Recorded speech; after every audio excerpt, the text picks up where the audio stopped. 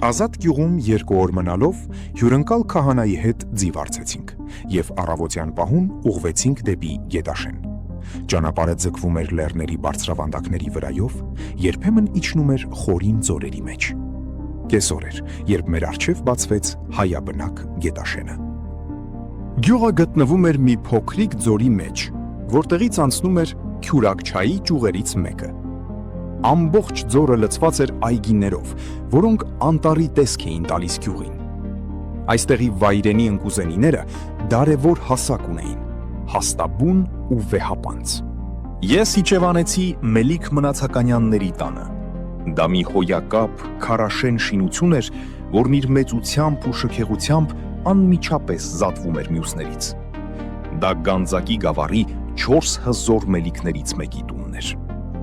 Տանտիրոջը Մնացական բեկին գտա անկողնու մեջ։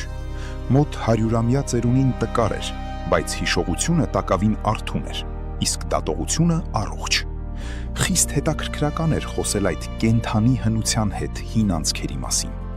Նա պատմում էր ամեն ինչ այնպիսի մանրամասնությամբ, ասես մի նոր խորենացի լիներ։ Երբ նկատեց, որ նշանակում եմ նրա ասացները, ուրախացավ ու ասաց. «Գրեցեք, որդի, թող հայոց նախնյաց գործքերը չկորչեն,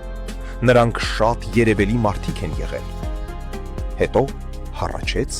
ու հարցրեց. «Հիմա ինչպես է հայոց ազգի գործը»։ Ես պատմեցի նրան Բերլինի դաշնագրի, Ներսես պատրիարքի ջանքերի մասին։ Նա լսում էր ու վերջում հարցրեց. «Բա մեր կաթողիկոսը ինչ է շինում»։ Երբ պատասխանեցի